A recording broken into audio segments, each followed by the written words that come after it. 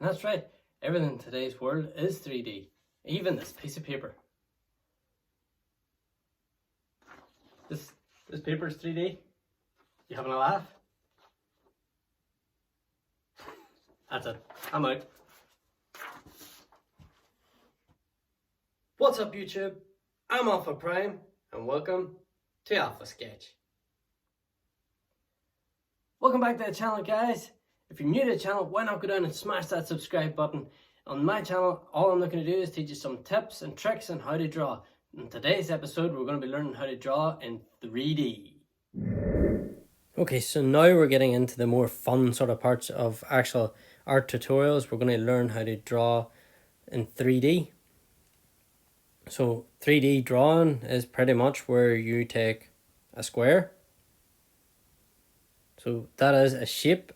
So in order to turn that shape into a 3D form is by giving it a side and a bottom. So just going by this now, it looks 3D. It's no longer a flat shape, so we have a front, a side and a bottom. You can do this with any shape. You could take a circle. So we could draw a circle out, and then we could add a side to it, and this is now making it into like a button. So you have your front, your side. You have two faces, which determines it as now as 3D.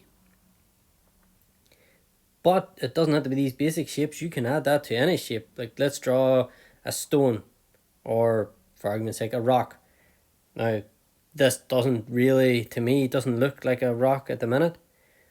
But if you add another line, say down through here, it has now become a 3D form. So this is now the form part of our triangle that we've learned about our shape, form and detail.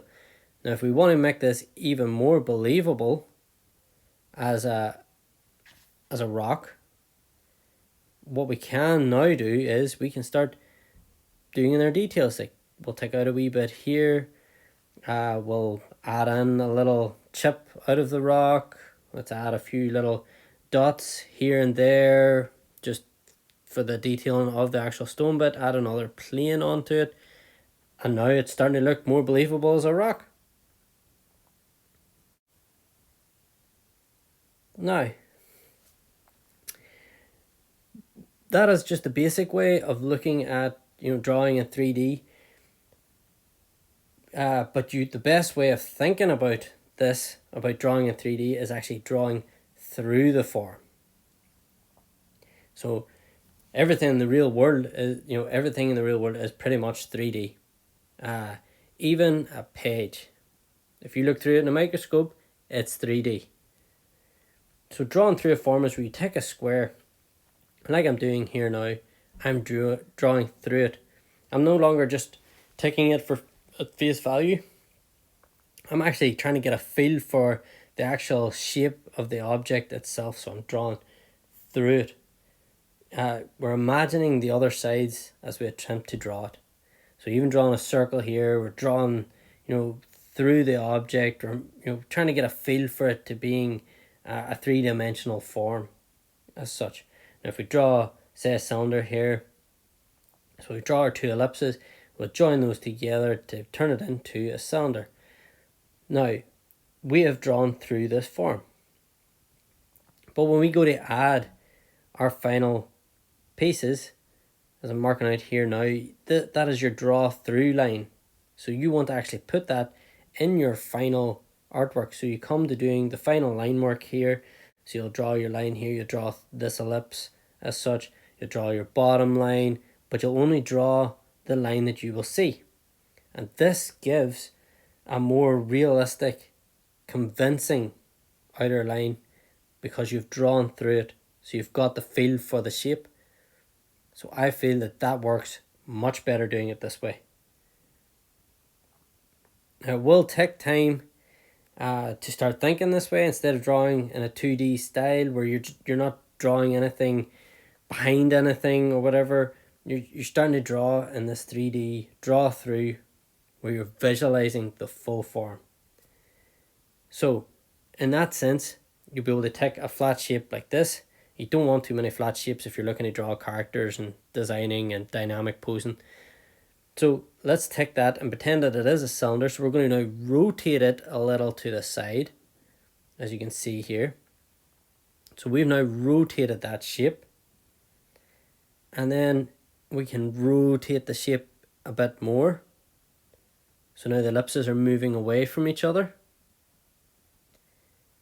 Then as we rotate it again, now you're going to be going into another flat shape as such. You won't need the ellipses because you're now looking on side view of your cylinder. So again, with dynamic posing and stuff, you don't really want to see too many of these flat shapes in your drawing. But now we're going to rotate that flat shape again. Now we're going to keep rotating it, and it's going to go the other way now, starting to turn back out pretty much to the where we began again. So we're just rotating it round and round, and you should be able to do that through your drawing. No matter what position you put your character in or whatever, you should be able to put the cylinder in any shape, rotating it to wherever you need to position it. But you need to think of it as drawing through the shape so that you can visualize the full form of an arm or a leg.